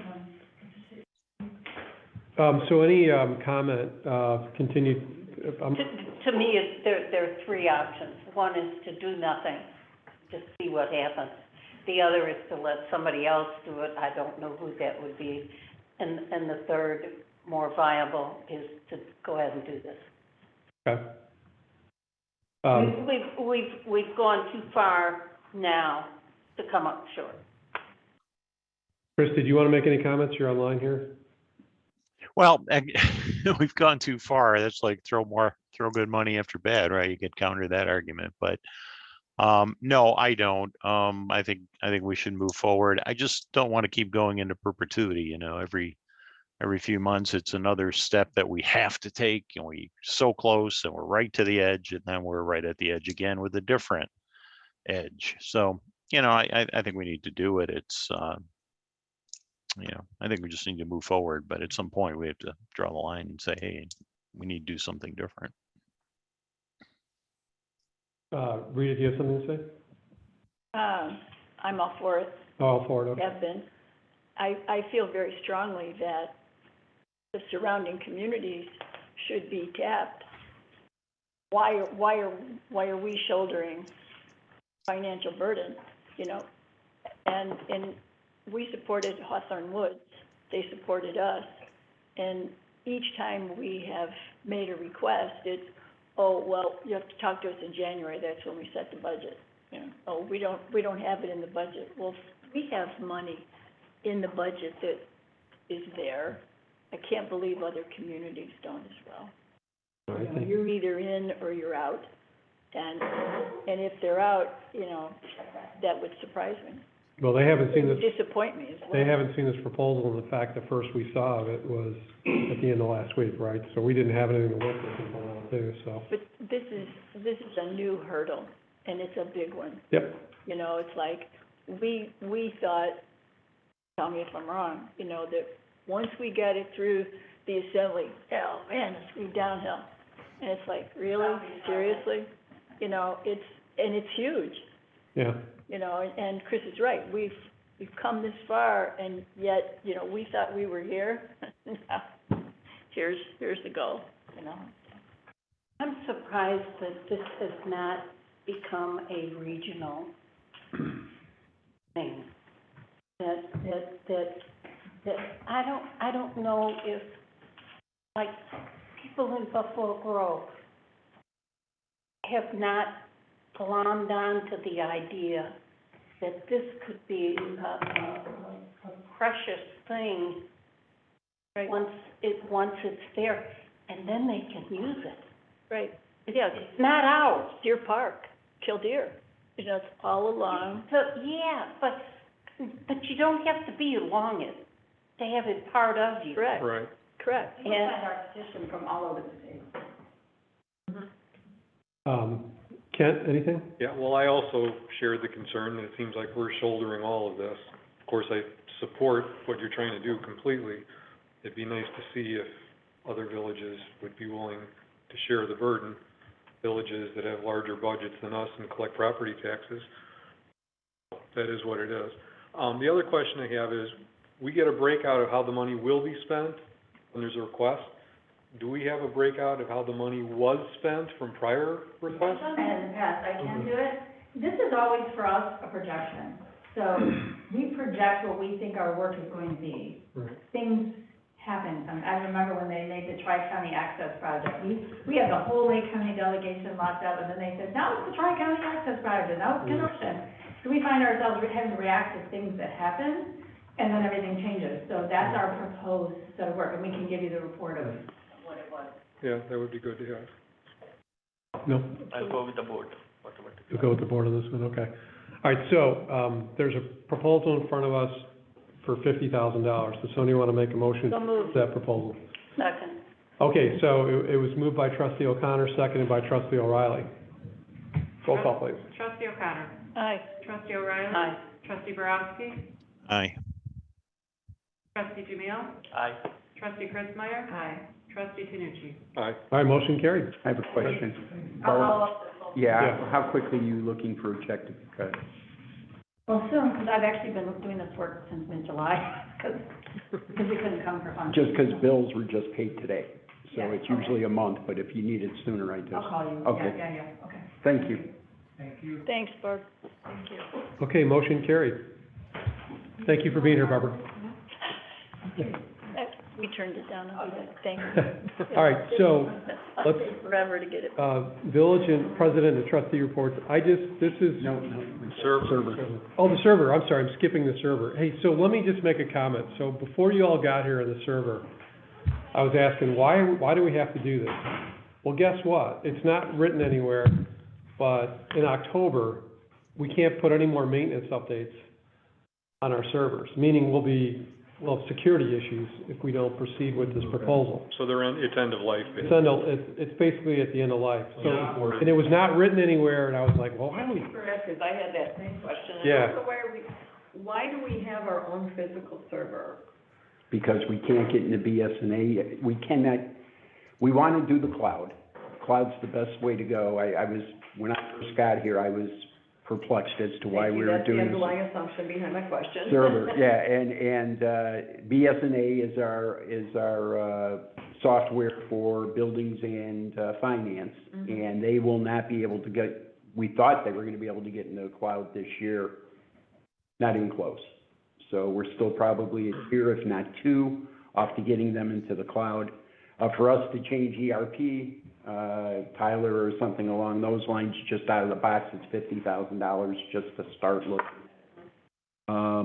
So for us, I'm frustrated about the server, but Dana did some research. We came in at a budget number of $17,000 and we're able to get HTS down to $13,000. Again, we're not fans of the server, but we're stuck right now because of security needs. There are advantages to having a server, because when you're in the cloud, yes, there are advantages to that as well, but you're dependent upon a fast, reliable internet connection.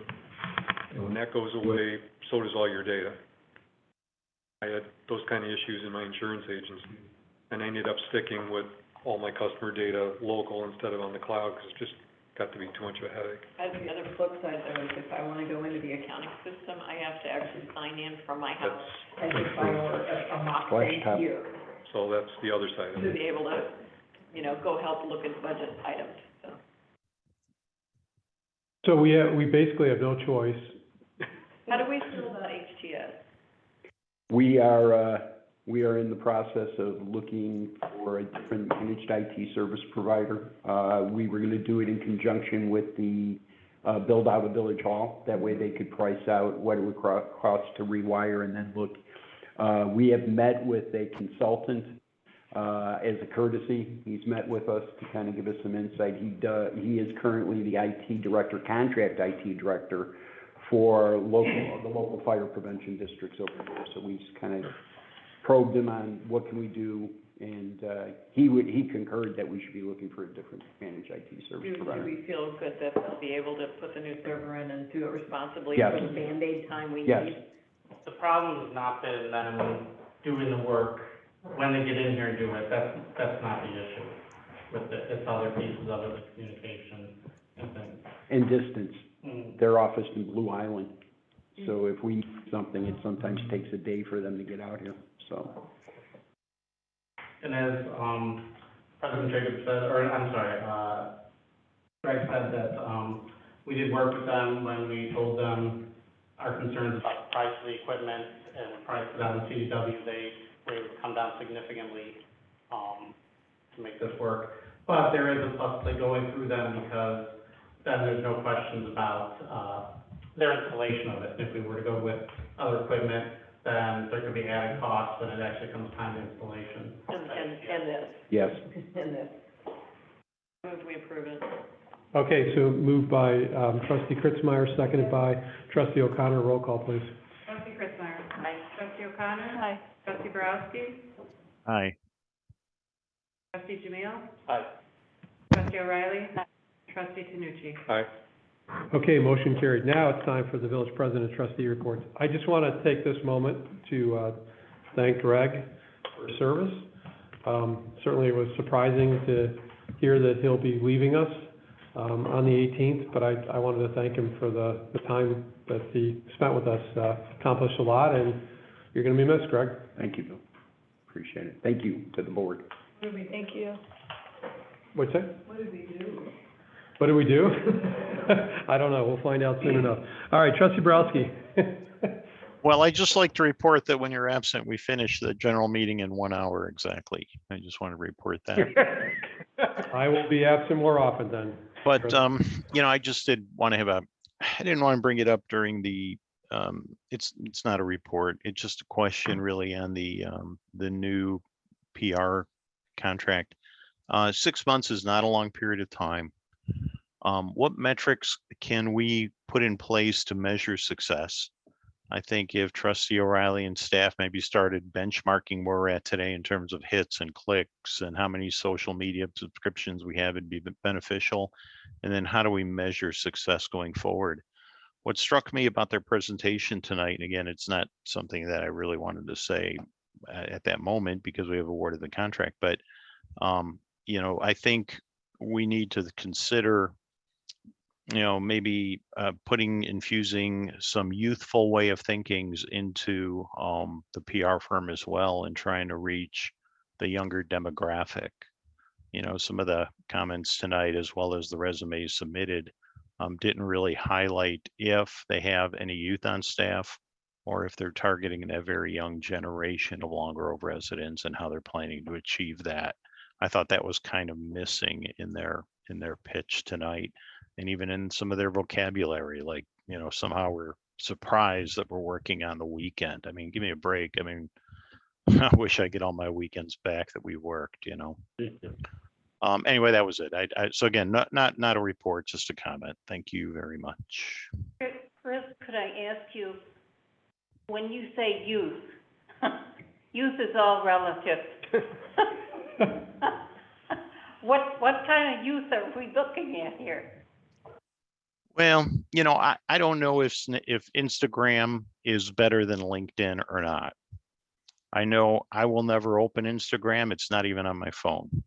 I will open LinkedIn, but I was kind of looking at everybody's LinkedIn addresses as we were speaking, and they're talking about we got to grow the LinkedIn footprint, but really, to me, LinkedIn is a professional format that most of the people sitting at the table don't really, maybe with the exception of Kent, have Long Grove listed as their primary role or job or function. So, I don't know if LinkedIn's a good tool or not. I don't think, I don't know. I just don't know the answer to that question, Bobby. But I think, we have a lot of young kids, a lot of young adults in the community, and I just want to make sure we're targeting bringing them into the equation with the appropriate tools. I don't know what the answer is, but because there are a lot of smart IT professionals in the world, and and they know how to target certain demographics. His comment about we'll put together an email list or we'll search a database. Okay, where?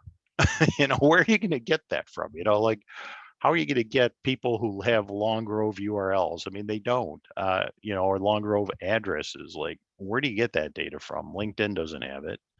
Does Snapchat have it? Does Instagram have it? I don't know the answers to those questions, but in my professional career, there are certain companies and certain IT groups that are extremely good at what they do.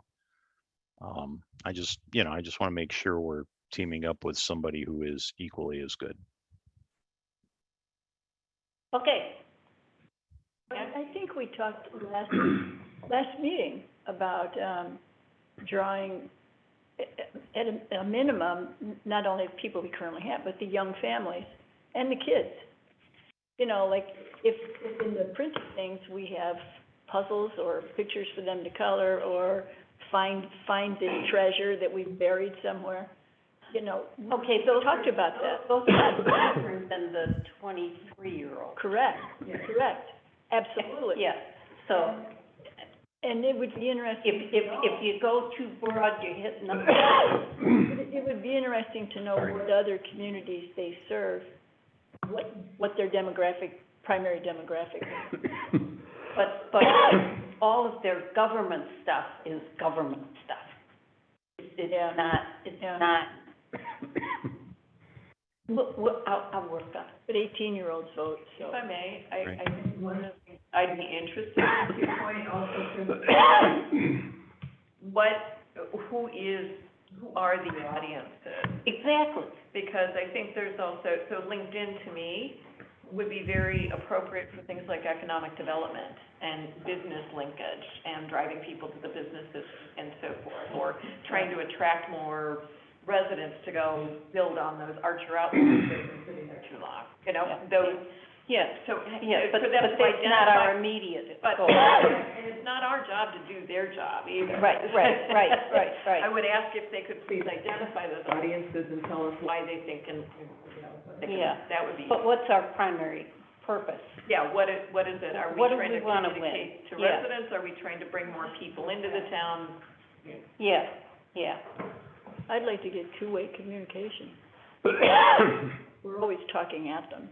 I'd like to some response. That's my goal. That would be my wish. Hey, Bill, one more.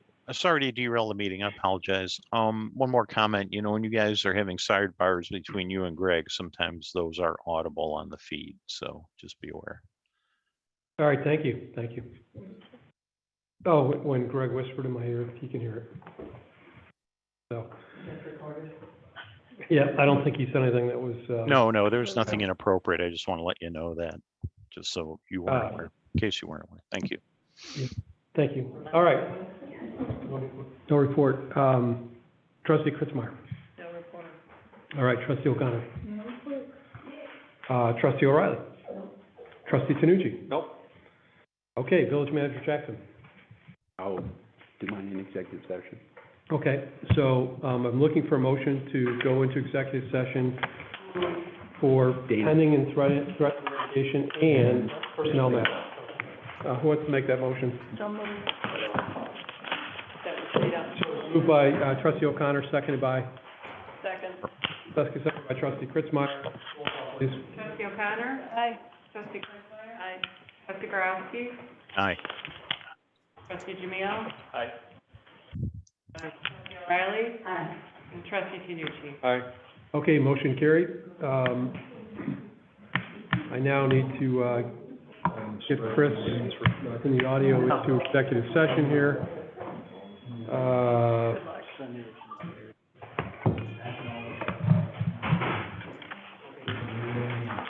take it off. You just left it up there? I just did the stop video. Oh, just take it down. Take down the video? Yeah, that's fine. So leave the meeting. Yeah, leave the meeting. I think it'll be better that way. Yeah. It'll be fine.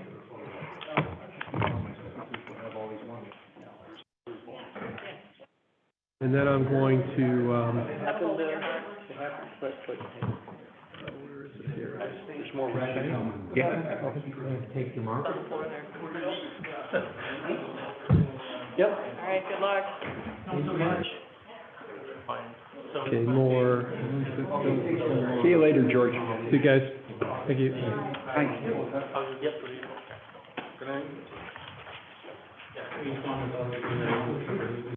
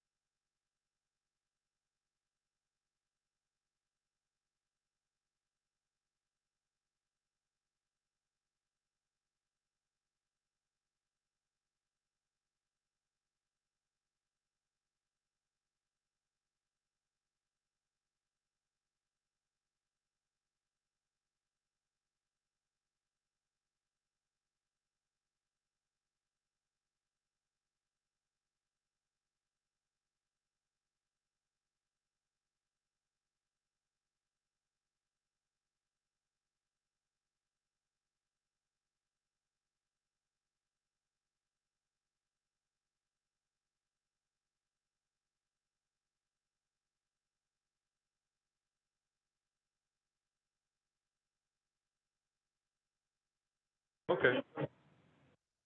There you go. I'm just doing it, so close all rooms, there we go. Okay, so we're all here. I am looking for a motion to adjourn. So moved. Moved by trustee Tanucci, seconded by, trustee Jamil. Voice vote. All in favor? Aye. Any nays? Meeting adjourned. Good night, everyone. Good Good night. See you Thursday at 6. Night, John Boy.